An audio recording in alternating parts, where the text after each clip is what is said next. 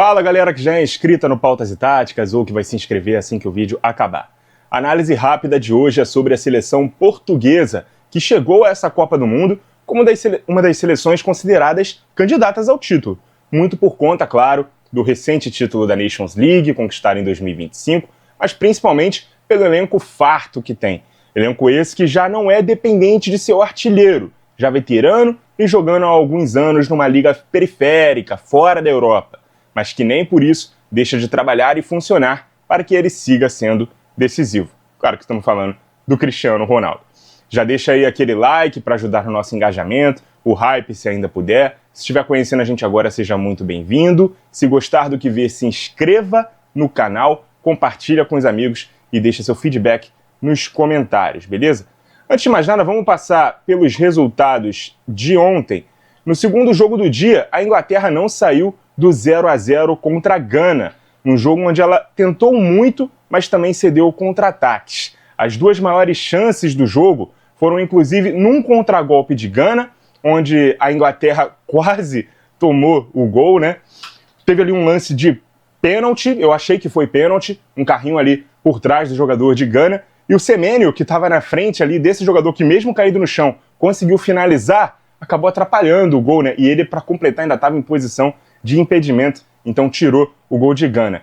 E a Inglaterra teve um lance também, cara, inacreditável. O O'Reilly cabeceou a bola na trave, no mesmo lance, né, praticamente ali no rebote, o Harry Kane acabou isolando de dentro da pequena área praticamente, né, chutou a bola por cima do gol, então perdeu a oportunidade, né, de fazer 6 pontos, né, os dois times na verdade, mas a Gana do Carlos Queiroz montou ali a retranca, se fechou, jogou numa proposta bem defensiva e conseguiu segurar um ímpeto inglês. Agora as duas equipes têm 4 pontos, não foi de tão todo ruim, né, o resultado para nenhuma das duas, então ambas estão praticamente classificadas, né? A Inglaterra vai enfrentar o Panamá na última rodada e a Gana vai enfrentar a Croácia, que venceu o Panamá, né, nesse segundo jogo por 1-0, segundo jogo desse grupo, terceiro jogo, né, do dia de ontem. A Croácia venceu então o Panamá, que está fazendo uma Copa até bem competitiva, digamos assim, apesar de ter perdido os 2 jogos e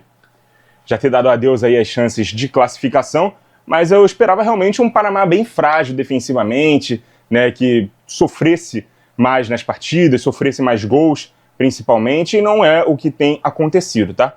E fechando a noite, um jogo do grupo de Portugal, a Colômbia venceu o Congo por 1-0, mas o placar foi bem mentiroso, né? A Colômbia dominou o jogo todo, teve ali o domínio das ações, poderia ter vencido por muito mais, chegou a marcar outros 3 gols que foram anulados. O gol foi marcado pelo Muñoz, que inclusive é um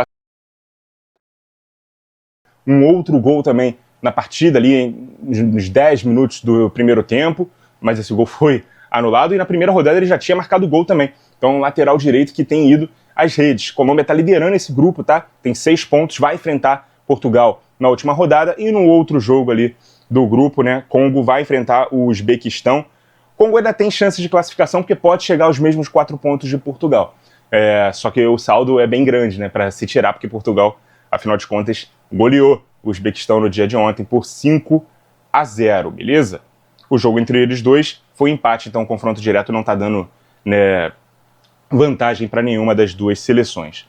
Vamos então ao time base aqui, lusitano, comandado pelo espanhol Roberto Martínez, Diogo Costa no gol, João Cancelo na lateral direita, a dupla de zaga formada por Rúben Dias e Renato Veiga, e na lateral esquerda o Nuno Mendes. Os 2 volantes, Tinha e o João Neves. Aqui, João Félix, né, tá jogando aqui mais... Aliás, não, Pedro Neto veio jogar pela direita, Bruno Fernandes, o meia central, e o João Félix agora tá jogando pela esquerda, não é isso? É isso. Então, só troquei aqui, inverti as peças, e o Cristiano Ronaldo, obviamente, é um centroavante. É um 4-2-3-1, é um time muito posicional também, né, como a maioria dos times dessa Copa do Mundo, sobretudo os europeus, tem sido. Todos eles têm variado para um sistema tático que a gente vê, né, nos clubes europeus também, né, aquele sistema tático, né, que coloca muita gente na última linha, e a gente vai explicar para vocês agora como é que são os padrões desse time, beleza? Como é que vem jogando. Eu já estou posicionando aqui as peças para a gente ganhar tempo. É um time que joga normalmente no 2-3-5. Com essas posições, a dupla de zaga aqui muito na altura do meio-campo, mas o Vitinha recua muito entre os zagueiros também para poder fazer essa saída de 3. Aqui, à medida que o time vai avançando, ele também sobe junto para poder formar essa linha de 3 jogadores no meio-campo. Então ficam aqui o João Cancelo, que apoia muito mais por dentro, deixando o Pedro Neto na amplitude, o Vitinha por dentro e o João Neves aqui nessa linha de 3 aqui um pouco mais à esquerda. Quem estava jogando à direita na primeira rodada foi o Bernardo Silva, mas ele não desempenhou bem, saiu inclusive no intervalo daquele jogo, já com cartão amarelo, ele já não tem mais aquela velocidade de antes, aí ele foi sacado do time e o Pedro Neto, que vinha jogando pela esquerda, é quem veio jogar pelo lado direito. O Bernardo até pode fazer a função que o João Félix agora está fazendo de se aproximar por dentro a partir da ponta esquerda.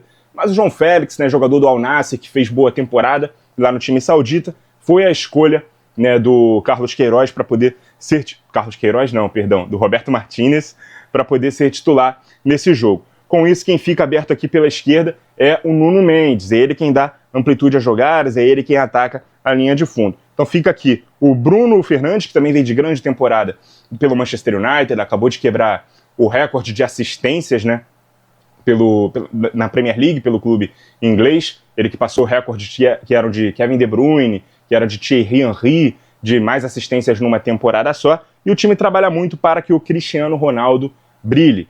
Ele que já chegou a dizer, eu nunca vou ser delantero, né? Ele nunca iria ser centroavante. Ele que, no começo da carreira, era um winger pela direita de uma segunda linha de 4, no auge da carreira foi um ponta esquerda, muitas vezes caindo por dentro, com liberdade de movimentação, quase um segundo atacante, e agora nessa etapa final ele tem sido mais colocado como um centroavante. Ele inclusive mudou o biotipo físico dele, ele está visivelmente, né, mais magro, menos forte, como sempre foi uma característica dele, e agora ele tem jogado mais na área, sendo um jogador mais leve para poder aumentar essa longevidade dele em campo como jogador profissional. Ele que é um exímio artilheiro, né, sempre vai ter muito recurso de finalização, mas aqui nessa posição ele joga mais próximo do gol, sem funções defensivas e sem funções criativas. É um time que funciona para que ele coloque a bola na rede. Muitas vezes ele sai da área não para armar o time, mas para receber a bola sem espaço e atacar de frente, que é como ele gosta de fazer. Outra coisa, ele evita ao máximo ficar de costas entre os zagueiros. Ele sempre balança por um dos lados do campo. Se ele encosta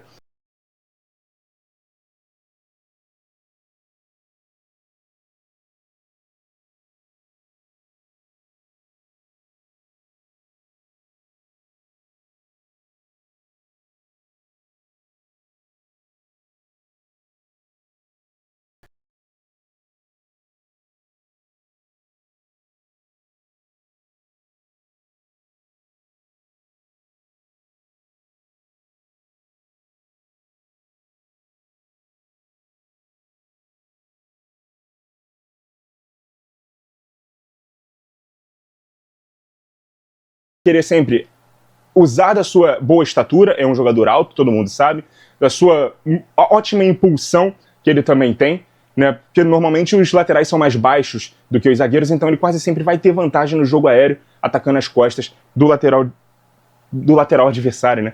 No jogo aéreo, beleza?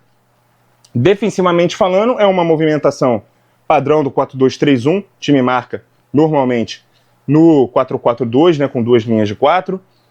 O Bruno Fernandes fica aqui pareado com o Cristiano, né, e os dois pontas voltam na linha dos volantes, beleza? Então é uma movimentação bem praxe desse tipo de sistema tático. Portugal, que empatou na primeira rodada, né, jogou realmente bem mal, bem abaixo do esperado contra a República Democrática do Congo, abriu o placar cedo, mas tomou um empate, 1-1, e venceu por 5-0, agora na segunda rodada, contra o Uzbequistão. Eu esperava realmente 2 vitórias tranquilas para já chegar com 6 pontos contra a Colômbia, que, como eu disse, né, na abertura do vídeo, é a líder do grupo nesse momento.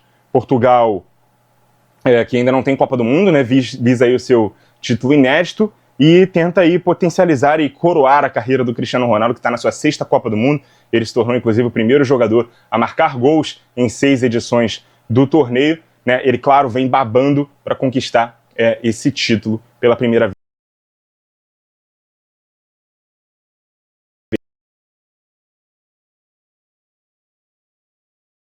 De montar a seleção da segunda rodada, tá? A gente teve muitos destaques individuais e sem olhar aqui para o roteiro, eu vou tentar montar essa seleção. Eu lembro que no gol eu fiquei na dúvida entre o Verbruggen, da Holanda, e o Livakovic, da Croácia. Livakovic, inclusive, para mim, melhor goleiro da Copa até agora, tá? Porque ele foi destaque de pelo menos ser mencionado nas duas primeiras rodadas, né? Mas eu vou ficar com o Verbruggen, que para mim a Holanda teve a melhor atuação dessa segunda rodada, então o Verbruggen é o goleiro da segunda rodada da Copa do Mundo, beleza?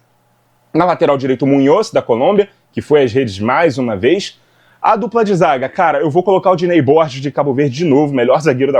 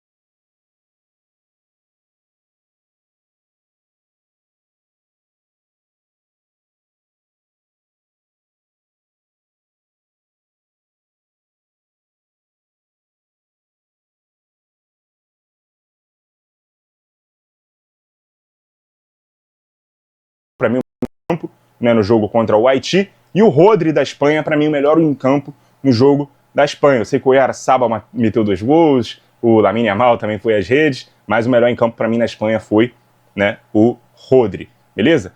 No meio, eu quero dar moral para aquele garoto da Suíça, o Manzambi, que entrou no jogo, botou fogo no jogo, fez 2 gols. Eu sei que o Paquetá foi muito bem, o Almada, na Argentina, foi muito bem. O Messi, se a gente quiser colocar no meio campo aqui também, foi muito bem, né? Marcou 2 gols. Mas eu vou dar moral aqui para o Manzambi, da Suíça, na nossa seleção. Na ponta direita, o Salah, que fez talvez a sua primeira grande atuação com a camisa do Egito em Copas do Mundo, vai ser o nosso ponta direita. E na ponta esquerda, o Vini Júnior, que fez o dele, participou dos outros 2 gols do Brasil no jogo.